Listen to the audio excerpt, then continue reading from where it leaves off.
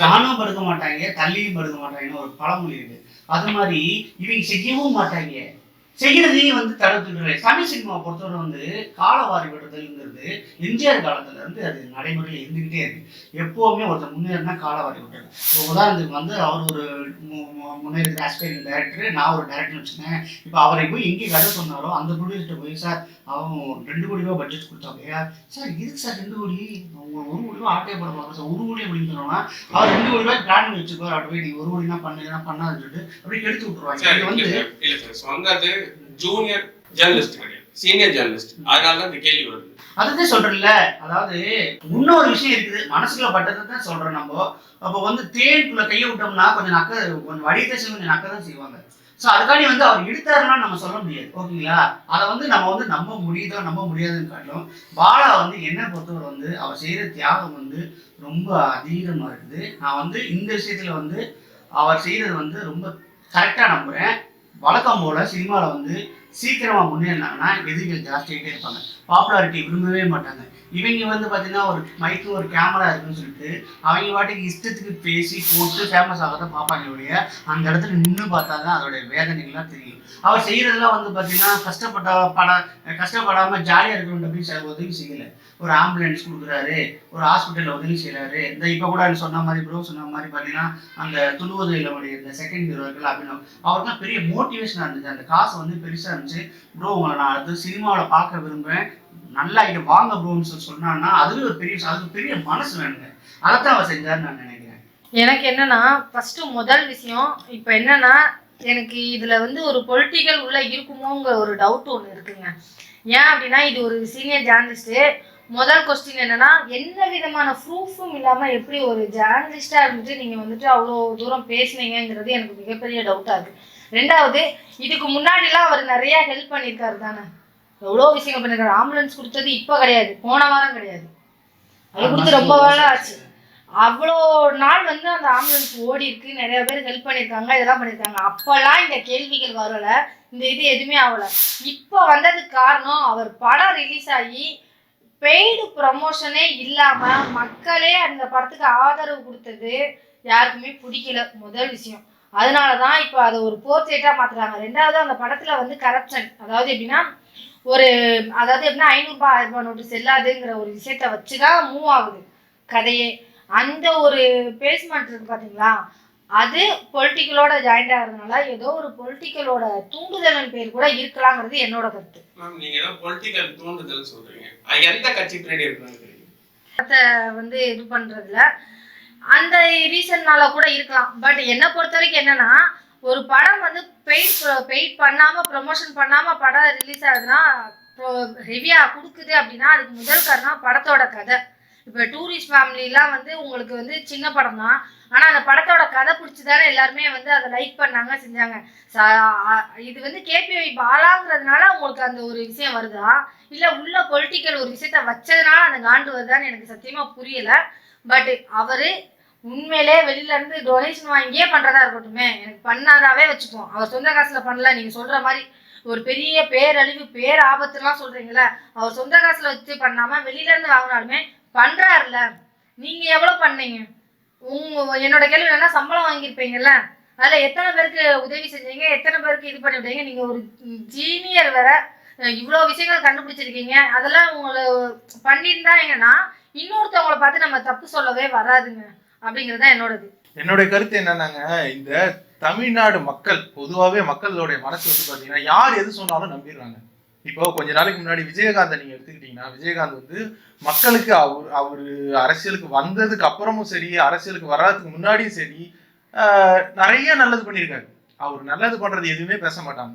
ஏதோ ஒரு கெடுதல் பண்ணிட்டாங்க அப்படின்னா அதை பிரம்மாண்டமா பேசி எந்த விதத்துல அவங்கள கலாய்க்க முடியுமோ கலாய்ச்சி அவங்கள டம்மி பண்ணிடுவாங்க. அதுக்கு நிறைய மக்கள் சப்போர்ட் பண்றதுக்கு ரெடியா இருக்காங்க. அதேதான், சப்போர்ட் பண்றதுக்கு ரெடியா இருக்காங்க. இதே மாதிரி இப்ப பாலாவை பத்தி ஜேர்னலிஸ்ட் உமா பத்தி தப்பா பேசியிருக்காரு. கீழே போய் நான் கமெண்ட்ல பாக்குறேன், ஆமா எனக்கும் சந்தேகமா இருக்கு, அவரு அப்படிதான் இருந்திருப்பாரு போல் இருக்கு, பாலா வந்து அப்படிதான் இருந்திருப்பாரு போல் இருக்குது, ஆமா எனக்கு ரொம்ப நாளா இவருக்கு பண்ணிட்டு இருக்கும்போதே தெரியும் இவருக்கு காசு எவ்வளவு வந்திருக்கும் அப்படின்னு கமெண்ட் பண்றாங்க. ஒரு மக்களுக்கு நல்லது பண்ற அந்த பாலா வந்து இந்த மக்களே நம்பிக்கை இல்லைன்னா அவர் எங்க யாருக்கு போவார் சொல்லுங்க. மக்களுக்கு தான் நல்லது பண்றாரு, அந்த மக்களே வந்து இந்த மாதிரி பேசும்போது அவர் எங்க போவார் சொல்லுங்க. சரிதான் ப்ரோ. நீங்க வந்து பாலா பொண்ணே ஒரு தாழ்மையான வேண்டுதல் எதுக்குமே ரியாக்ஷன் கொடுக்காதீங்க. உங்களுடைய கோல் இருக்கு இல்லையா, குதிரைக்கு வந்து கடிவாளம் பண்ண மாதிரி உங்களுடைய இந்த நேர்கோட்டுல உள்ள பாதை வந்து நல்லா இருக்கு, அதை நோக்கி போயிட்டே இருக்கு. அவர் அதை நோக்கி தான் சார் போறாரு, அவர் அதை நோக்கி தான் போறாரு. அப்போஸ் பண்ணி வீடியோ போடுறது இதெல்லாம் வந்து தவிர்த்துங்க. ஆமா, தேவையே இல்லை, அவங்க எல்லாம் தகுதியே கிடையாது. எனக்கு என்னன்னா முதல் விஷயமே என்னன்னா இந்த இப்ப இருக்க இளைஞர்கள் டாஸ்மார்க்ல போய் பாத்தீங்கன்னா அவ்வளவு கூட்டம் இருக்கு. எனக்கு அதுதான் போதைன்னு சொல்லி போயிட்டு இருக்காங்க. ஆனா இவரு எனக்கு மக்களுக்கு சேவை செய்யறது ஒரு விதமான போதை ஆயிடுச்சு, என்னால அது பண்ணாம இருக்கவே முடியாது அப்படிங்கிறாரு. ரெண்டாவது விஷயம், நீங்க சொன்னீங்க ஆம்புலன்ஸ் ஆம்புலன்ஸ் ஆம்புலன்ஸ். அவர் வீடியோ போட்டதுல நீங்க பார்த்துருப்பீங்க தெளிவா, அந்த ஒரு டி ஸ்டிக்கர் மிஸ்டேக்குங்க, ஸ்பெல்லிங் மிஸ்டேக் ஆயிடுச்சு. ஸ்பெல்லிங் மிஸ்டேக் இல்லாம உட்கார வச்சு மாங்கன்னு பண்ணுவீங்க அப்படிங்கிறது எனக்கு தெரியல. அதுக்கும் அந்த டிரைவரையும் கூப்பிட்டு உட்கார வச்சு பேசிட்டாங்க. எனக்கு என்னன்னா உமாபதி சார்ட்ட ஒரே கேள்வி, நீங்க இதெல்லாம் அவர் ஸ்கேமு இதெல்லாம் சொல்றீங்க, அதை நிரூபிக்கிறதுக்கு உங்ககிட்ட என்ன ஆதாரம் இருக்கு? ஆதாரம் இருந்தா ஏன் கோர்ட்ட நாள்ல ஏன் கேஸ் போடல? நான் இப்ப என்ன கேட்கறேன்னா, ஆதாரமே இல்லாம நீங்க பேசிருக்கீங்க. இப்ப கேபிஒய் பாலா அவர் வந்து அவர் நினைச்சாருன்னா ஒரு கேஸ் போட்டு மாநகர ஸ்டேட் வழக்கு போட்டு உங்களை கேள்வி கேட்கறதுக்கு அவருக்கு எல்லா ரைட்ஸுமே இருக்கு. ஆனா அவர் வந்து அப்படி எதையுமே பேசாம தெளிவா எக்ஸ்பிளைன் பண்றாரு. நான் வந்து ஹெல்ப் பண்ணது உண்மைதாங்க, தயவு செய்து தப்பா பேசாதீங்க, எனக்கு வலிக்குது, நான் உங்களை என் குடும்பமா நினைக்கிறேன், என் குடும்பமே என்னை தப்பா பேசும்போது என்னால தாங்க முடியலங்கிற அளவுக்கு ஃபீல் பண்றாரு. இந்த அளவுக்கு ஒரு மனுஷனை, நல்லது பண்ற மனுஷனை இதேதான் எல்லாருக்குமே பண்றீங்க. விஜயகாந்த் சார் அவ்வளவு நல்லது பண்ணாரு, அவர் அவ்வளவு ட்ரோல் பண்ணீங்க, குடிகாரன்ட்டீங்க. இல்லன்னா அவர் நேரம் வந்து சிஎம் ஆயிருப்பாரு. நீங்க எவ்வளவு பெரிய ஆளா இருந்தாலும் சரி, குடிகாரன் மாத்தி விட்டது இந்த நம்ம ஜெயலலிதா அம்மா தான் வந்து அவங்களை வந்து குடிகாரங்கிற ஒரு போரையை மாத்தி விட்டு ஆளை காலி பண்றான்னு சொல்லி காலி பண்ணி எப்பன்னு கேட்டீங்கன்னா, சட்டமன்றத்துல நாகத்துக்கு பேசினார் அந்த ஒரே காரணத்துக்காண்டி அவரை குடிகாரா இதுன்னு சொல்லிட்டு அவர் அந்தஸ்து காலி பண்ணி கூட்டணியிலிருந்து வெளியேற்றி அவர் தேசிய முற்போக்கு கூட்டணியில ஜாயின் பண்ணோம்னா அந்த கட்சியில இருந்து ஒண்ணுமே செய்ய முடியாது. இப்ப அஜித் சார் எல்லாம் பாத்தீங்கன்னா நிறைய கண்ணு நிறைய ஹெல்ப் பண்ணுவாரு. இப்ப இவரு ஹெல்ப் பண்ற நல்ல விஷயம் தான், அதெல்லாம் நான் யாருமே குற்றம் சொல்ல. எப்படி பணம் வருதான்னு கேட்கறாங்க, அது விட்டுருங்க, ஹெல்ப் பண்ற நல்ல விஷயம் தான். இப்ப ஹெல்ப் பண்ணும்போது கேமரா தூக்கிட்டு சார் போனேன் அந்த வீடியோ இல்ல சார், கேமரா தூக்கி பப்ளிசிட்டி பண்றது வந்து இப்போ வந்து இந்த காலத்துல வந்து புதுசு கிடையாது. அதாவது சில பேர் நீங்க சொல்ற மாதிரி அஜித் சார் வந்து கேமரா எல்லாமே ஒரு பப்ளிசிட்டி தேவை வந்து அவசியம் இல்லை. ஏன்னா அவர் வந்து கண்டிப்பா ஒரு படத்துல நடிச்சு ஃபேமஸா இருக்காரு. ஓகே, கேபிவி பாலாவே வந்து பாத்தீங்கன்னா டிவிலே ஃபேமஸ். இந்த இதெல்லாம் செய்யறாரு, இதுக்கு முன்னாடி அவர் ரொம்ப ஃபேமஸ். ஆனா அவர் ஏன் நம்மளுக்கு கேமரா எடுத்து போறாரு அப்படின்னு சொன்னோம்னா ஒரே ஒரு காரணம் தான். இப்போ வந்து உதாரணத்துக்கு என் சேனல்லே வந்து ஒருத்தர் டெக்ஸ்ட் பண்றான், இந்த மாதிரி ஒரு அந்த அறிவு சீட்டுக்கு நான் ஹெல்ப் பண்ணணும் ப்ரோ, நான் எப்படி பண்ணணும், யாரை கான்டாக்ட் பண்ணணும்னு கேட்கும்போது நான் சொன்னா கேபிவி பாலாவை கான்டாக்ட் பண்ணுங்க அப்படின்னு சொன்னேன். அப்போ அவ வந்து நம்புறாப்ல, யாரு அந்த அந்த அந்த சப்ஸ்கிரைபர் வந்து நம்புறாரு. இந்த காசை வந்து நான் வந்து 10,000 காசு நான் கேபிவி பாலா கொடுத்தா புரிய விட்டு கண்டிப்பா போய் சேரும்னு நம்புறாப்ல. அந்த விதையை எப்படி விதைக்கணும் ஒரு ஆளு, இப்ப நானும் கொடுத்தாலும் போய் சேரும். ஆனா அந்த விதையை எப்படி விதைச்சாருன்னா பப்ளிசிட்டி மூலமா தான் விதைச்சாரு. அதேதான் இப்ப நீங்க வந்து பாத்தீங்கன்னா அபினவ் இருப்பார் பாருங்க, இந்த காதல் கொண்டையில நடிச்சாரு. அவர் வந்து பாத்தீங்கன்னா வீட்டுல படுத்திருக்காரு, உடம்பு சரியில்லாம. இவர் போய் பாக்குறாரு, ஒரு வீடியோ எடுத்து போய் பார்த்தாரு. பார்த்துட்டு அவரோட படத்துக்கு எடுத்து வந்து ப்ரொமோட் பண்ணாரு. ப்ரொமோட் பண்ணதுக்கு அப்புறம் அவங்க பேசுனதுக்கு அப்புறம் தான் தெரியும் இவருக்கு இவ்வளவு பிரச்சனை இருக்கு அப்படின்றது தெரிஞ்சு அதுக்கப்புறம் நிறைய பேர் வந்து அவருக்கு உதவி பண்றாங்க. இப்ப வீடியோ எடுக்காம போயிட்டு அவருக்கு ஒரு உதவி மட்டும் பண்ணிட்டு போயிட்டு தான் மத்தவங்களுக்கு எப்படி தெரியுது? அனுஷயம் வந்து அந்த வீடியோ பார்த்தப்ப அடடா நம்ம கூட நடிச்சவங்களுக்கு இவ்வளவு ஒரு பிரச்சனை இருக்குது, நம்ம ஹெல்ப் பண்ணிட்டு 5 லட்சம் ரூபாய் பண்ணாப்ல. தனுஷ் வந்து பாத்தீங்கன்னா 5 லட்சம் கொடுத்தது. இப்ப வந்து அவர் கொடுத்தது யாருன்னு கேட்டீங்கன்னா கேபிவி பாலாக்கு கொடுத்தாரு. அப்படியே நேர போய் அவங்க சப்மிட் பண்ணாங்க, அந்த மாதிரி பண்ணாங்க. சோ இதுக்கெல்லாம் வந்து பாத்தீங்கன்னா ஒரு பப்ளிசிட்டி. எனக்கு அதுல ஒரு விஷயம் ரொம்ப பிடிக்கும் சார், என்னன்னா அவர் இப்ப வந்து நான் ரொம்ப பெரிய அமௌண்ட்லாம் நான் கொடுக்கணும்னு அவசியம் இல்லை. இப்ப நான் ஒரு ஆள் 15,000 ரூபாய் தேவைப்படுது, என்கிட்ட 10,000 ரூபாய் தான் இருக்கு, 5,000 ரூபாய் நான் தரேன்னு வச்சுக்கோங்க. என்னையும் சேர்த்து கூட்டு போய் இவங்க தான் 5,000 ரூபாய் கொடுத்தாங்க, நான் வெறும் 10,000 ரூபாய் தான் போட்டேங்கிறத நிரூபிச்சிருக்காங்க. ஏன்னா நான் அவரோட வீடியோ என் சேனல்லே ஒன்று போட்டிருக்கேன். அதுல பாத்தீங்கன்னு வச்சுக்கோங்களேன், ஆட்டோ ஒருத்தவங்களுக்கு வாங்கி கொடுக்குறாங்க, அந்த ஆட்டோக்கு நான் மட்டும் அமௌண்ட் போடலாங்க. எனக்கு ஒரு ஈவெண்ட் பண்ணேன், 1 லட்ச ரூபா வந்துச்சு, மீதி பேலன்ஸ் எனக்கு காசு இல்லை இவங்க கேட்குறப்போ. அப்போ வந்து பார்த்தீங்கன்னா எனக்கு லாரன்ஸ் அவர்கிட்ட தான் நான் கேட்டேன், அவர் உடனே எனக்கு கொடுத்தாரு, அதனாலதான் அவர் கையால நாங்க வந்து ஆட்டோ கொடுக்குறேன்னு சொல்லிட்டு. அதுல கூட ஒரு கீழே ஒரு கமெண்ட் ஒருத்தர் பண்ணிருக்காரு, அதுல நம்பர் பிளேட்டே இல்ல, நம்பரே இல்ல. ஏன் நான் என்ன கேட்குறேன்னா, ஆடியோல புதுசா கொடுக்குறாங்கன்னு வச்சுக்கோங்க, அந்த நம்பர் இல்லாமே இருக்குதுமே, ஒரு நம்பர் ரிஜிஸ்ட்ரேஷன் பண்றதுக்கு லேட் ஆகலாம். இல்ல இந்த ஊர்ல பண்ணா நம்பர் இல்லாம வந்து ஆட்டோ கொடுப்பாங்க. யாரு பேர்ல நம்பர் வேணுமோ அவங்க வந்து ரிஜிஸ்டர் பண்ணி வாங்கிக்கணும். நான் வந்து ப்ரோக்கு வந்து ஒரு கிஃப்ட் கார், என்னுடைய ஃப்ரெண்டு ஒரு பைக் தரேன்னு சொன்னோம்னா, பைக் நம்பர் பிளேட் எடுக்கணும்னா அவருடைய இதை வாங்கணும்ல. அப்ப நான் போய் காரை பைக்கு கொடுத்துட்டு ஷோரூம்ல இருந்து எடுத்து போய் பைக்கு கொடுத்துட்டு, நான் இந்த மாதிரி போட்டோஸ் எடுத்துனோம், இது எடுத்துனோம், வீடியோ எடுத்துனோம். யாருன்னா காசு கொடுத்து அவங்க கேட்பாங்க இல்லையா, ஆட்டோ பண்ணி நான் காசு கொடுத்தேன் எங்க வீட்டு இது பண்ணான்னு கேட்பாங்க. இப்ப 10 பேர் வந்து கேட்டாங்கன்னா தெரிஞ்சு போயிடுவது. அதனால என்ன செய்யணும்னா, வீடியோ எடுத்து கொண்டு போய் யாராவது கொடுத்து, அப்பதான் அவங்க மனசு திருப்தி. அப்பாடா நம்ம கொடுத்தா அவங்க கரெக்டாக போய் ஆட்டோ போய் சேரணும்னு சொல்லிட்டு. இப்போ அவருடைய ரேஷன் கார்டு, ஓட்டர் ஐடி, அவருடைய டிரைவிங் லைசன்ஸ் கொடுத்தா அவர் பேர்ல மாத்திக்க. சரி, இது வந்து சார் கூல் சுரேஷ் இந்த ஜேர்னலிஸ்டுக்கு ஆதரவா பேசிருக்காரு. இல்ல, நான் அது ஒரு விஷயம் சொல்லணும்னு நினைச்சேன். அதுக்கு மிகப்பெரிய ஒரு பின்னாடி ஒரு விஷயம் இருக்கு சார். என்னன்னா, கேபிஐ பாலா வந்து ஒரு மிஸ்டேக் பண்ணிட்டாரு. என்ன மிஸ்டேக் நீங்க கேட்டீங்கன்னா, காந்தி கண்ணாடி படத்துல நம்ம கூல் சுரேஷ்க்கு ஒரு சீனா கொடுத்துருந்தாருன்னா, இந்நேரம் கேபிஐ பாலா மாதிரி தங்கமான மனுஷனை பார்க்க முடியுமா அப்படின்னு சொல்லி ஒரு நல்ல ஒரு டான்ஸ் ஆடி வசூல் பண்ணிச்சு 3000 நிக்கிறதுக்கா 3000 கூட வசூல் பண்ணாரு அந்த படத்தை அவர் நடிக்க வச்சிருக்காரு. ஏற்கனவே மஞ்சள் வீரன் பச்சல் வீரன் ஒண்ணு புடிக்கிட்டு நிக்குது. இப்ப இந்த மாதிரி நடிக்க வச்சிருந்தா சுத்தமா இருக்காது. ஏங்க கூல் சுரேஷ் என்னங்க பண்ணிருக்காரு, மக்களுக்கு என்ன பண்ணிருக்காரு? நான் சொல்லட்டுங்களா என்ன பண்ணிருக்காருன்னு சொல்லட்டுமா? வந்து சம்மந்தம் இல்லாம பேசுவார். சம்மந்தம் இல்லாம அவர் பேசுறதுல என்ன ஒரு சம்மந்தம் இருக்கா? சோ அப்படின்னு அவர் மக்களுக்கு எதுவுமே செய்யலங்க போது அவர் வந்து பாலாவை பத்தி பேசுறதுக்கு ஒரு தகுதியே இல்லைன்ற, அவர் பேசுறத மக்கள் ஏத்துக்கிறாங்கன்னா அதுக்கான விஷயத்த மக்கள் தான் அனுபவிக்க போறாங்க. நெருப்பு இல்லாம புகையாது. நெருப்பு ஏதாவது நடக்குன்னா நெருப்பு இல்லாம புகையாது. அப்ப ஏதோ பாலா வந்து ஒரு மர்மம் இருக்குதானே அர்த்தம். அது வந்து என்னன்னா, காந்தி கண்ணாடி தாங்க, வேற ஒண்ணும் இல்ல. ஒரு படம் நடிச்சாரு ஓகேங்களா. இதுக்கப்புறம் அவர் ப்ரொமோஷன் ஆயிட்டு இருக்காரு. ஏன்னா எல்லாரோட மைண்ட் செட் என்ன ஆயிடுச்சுன்னா, இப்ப வந்து பெரிய பெரிய படங்கள் கோடிக்கணக்கில் எடுத்து அமௌண்ட் கோடிக்கணக்கில் செலவு பண்ணி ப்ரொமோஷன் பண்ணி ஒரு படம் ஓடுதான்னு கேட்டா 100% இல்லை. அப்படி இருக்கும்போது எந்தவித ப்ரொமோஷனும் இல்லாம மக்களே வாண்டடா ஒருத்தர் பாத்தீங்களா, குழந்தைங்களோட சைக்கிளை வச்சு முன்னாடி காந்தி கண்ணாடின்னு வச்சு சைக்கிள் ஓட்டினாரு. அவரை போய் பாலாவை போய் பார்த்து அதே சைக்கிள் அவரும் ஓட்டி அவருக்கு கை கொடுத்து உனக்கு ஏதாவது ஹெல்ப் வேணா கேளுப்பான்னு சொன்னாரு. தானே வந்து முன் வந்து ப்ரொமோஷன் பண்றாங்க அந்த படத்துக்கு. அதையும் தாண்டி வந்து அந்த படம் உண்மையிலே சொல்றேன், ரொம்ப நல்ல படம். நீங்க ஒரு தடவை பாருங்க. எனக்குலாம் வந்து அந்த பாலசக்தி சார் இறக்கும் போது ஒரு சீன் ஒன்று வரும். அவர் வந்து சொல்லுவாரு, தன்னுடைய 60ஆம் கல்யாணத்துக்கு வந்து ஈவென்ட் பண்ணேன், நீ அன்னைக்கு குத்தாட்டம் போட்டீங்க, அதே மாதிரி நீங்க குத்தாட்டம் போடு, அதுக்கெல்லாம் காசு எவ்வளோ சேர்த்துட்டு சொல்லுவாரு. அது அன்எக்ஸ்பெக்டடா வந்து அந்த 60ஆம் கல்யாணம் நடக்காது, அப்ப இறந்துருவாரு. அப்ப அவர் சொன்னது அவருக்கு ஞாபகம். இது வந்து நம்ம போராடிட்டு அந்த இடத்துல ஒரு பாலா வந்து ஒரு சாவுக்கு ஒரு டான்ஸ் ஆடுவாங்க, சிரித்துச்சுங்க. அந்த இடத்துல ஆளாத மனுஷனே இருக்க முடியாது. டேரக்டர் வந்து நம்ம பாராட்டி ஆகணும். அது உண்மை. இருந்தாலும் வந்து டேரக்டர் என்ன சொல்வாரு, சார் இந்த இடத்துல வந்து ஒரு எமோஷனலா வந்து ஒரு டான்ஸ் ஆட போறீங்க சார். ஏன் அப்படின்னு சொன்னா, அந்த 60ஆம் கல்யாணத்தை நீங்க ஆடுறதுக்கு நீங்க வந்து ஷூரிட்டி கொடுத்துருக்கீங்க, அதனால இந்த இடத்துல நீங்க நினைச்சு பார்த்து நீங்க ஆடணும் சார் சொல்றது வந்து டேரக்டரோட வேலை.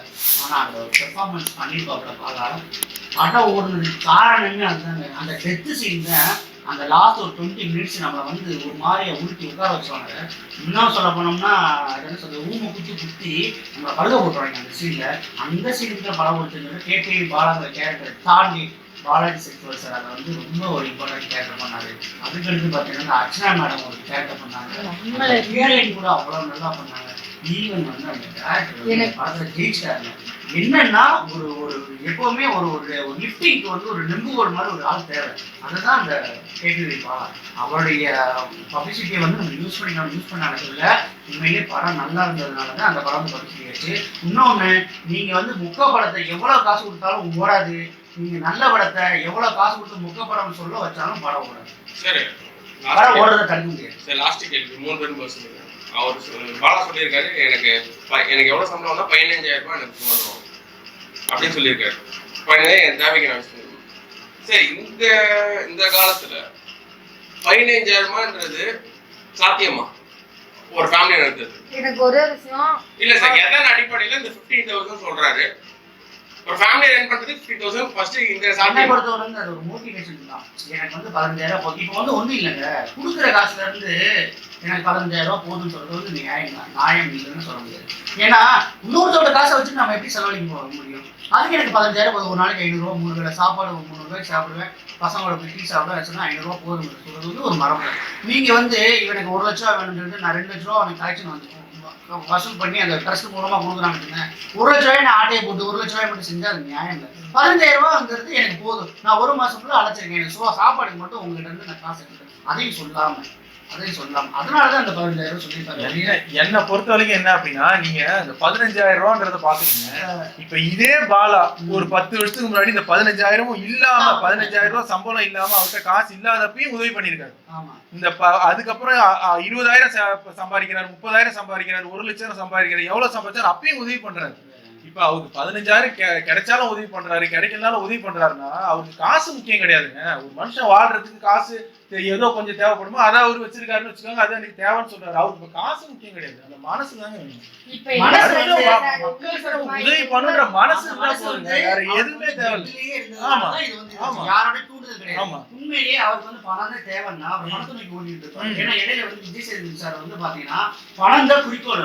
எவ்வளவு போட்டாலும் காசை கண்ணால வாங்கி போட்டுட்டு இருப்பாரு, என்ன வேணாலும் நடிச்சுட்டு இருப்பாரு, ஏதாவது நடிச்சுட்டு இருப்பாரு. அவனா அவர் ஓப்பனா சொல்லிட்டாரு, நான் பணத்துக்கு குறிக்கோள் பணத்தை தான் செஞ்சேன் அப்படின்னு ஒத்துக்கிட்டாரு. அது மாதிரி வந்து அதை செய்யல. பொதுவா சினிமாவில் இருக்கிறவங்க நீங்க எடுத்து கேபி பாலாவை தவிர எடுத்துக்கோங்க. நான் சிவகார்த்திகேயன் சொல்றேன், நீங்க வந்து ரஜினிகாந்த் எடுத்துப்போம், எவ்வளவு பெரிய நடிகர் ரஜினிகாந்த் எடுத்துப்போம், நீங்க எல்லாருமே வந்து அந்த பணத்தை நோக்கி தாங்க போயிட்டு இருக்காங்க. இத மாதிரி ஒரு சில மனிதர்கள், விஜயகாந்த் மாதிரியோ இல்ல கேபி பாலாவோ ஒரு சில மனிதர்கள் தான் நம்ம சம்பாதிச்ச பணத்துல மக்களுக்கு ஏதாவது ஒண்ணு செய்யணும் அப்படின்ற ஒரு ஓபனா சொல்லட்டுமா. இவங்களுக்கு என்ன பிரச்சனைனா, அவர் இவ்வளவு நாள் பண்ணதெல்லாம் விட ஹாஸ்பிட்டல்னு ஒண்ணு கட்ட போறாங்கன்னு சொல்லிட்டு இந்த ப்ரமோஷன்ல சொல்லிட்டாங்க. இந்த படத்தோட ப்ரமோஷன்ல சாமானிய மக்கள் இப்ப நீங்க ஹாஸ்பிட்டல் கட்ட முடியுமா? முடியுமான்னு இல்ல, அதான் மக்கள் கேக்குறாங்க. ஒரு சாமானிய மக்கள் கட்ட முடியுமான்னு கேக்குறாங்க. அதுதான் இப்ப என்னன்னா அவர் தெளிவா விளக்கம் கொடுத்திருக்காரு. எப்பா நான் கட்டுறது ஹாஸ்பிட்டல் இல்லப்பா, அது ஒரு கிளினிக் இருக்கட்டும். கிளினிக் ஆரம்ப சுகாதார நிலையம்ங்கிற விஷயம் வந்து இப்ப எல்லாராலுமே கட்ட முடியும். நீங்க நினைக்கிற மாதிரி வந்துட்டு கிளினிக் கட்டுறது வந்து கோடிக்கணக்கு அப்படிலாம் இல்லைங்க. இப்ப நார்மலா இப்ப எத்தனை கிளினிக் நம்ம பாக்குறோம் ஓகேங்களா? நீங்க இப்போ ஒரு ரோடு எடுத்துட்டீங்கன்னா ஒரு 40 கிளினிக் பாக்குறோம். அது வந்து ஒரு வீடு மாதிரி இருந்தாலே போதும். இடம் வாங்கணும், கட்டணும். என் பேர்ல இருக்கிற 1/2 ஏக்கரு அமுதவாணன் சொல்லி ஒருத்தர் இருக்காருல்ல, அவரோட 1/2 ஏக்கர் அவரும் ஹெல்ப் பண்றேன்னு சொல்லியிருக்காரு. தான் பணமும் இப்ப என்ன கேக்குறேன்னா, அவர் ஒரு ஈவென்ட் பண்ணா குறைஞ்சது ஒரு 2 லட்சமாவது வாங்குவாரு ஓகேங்களா?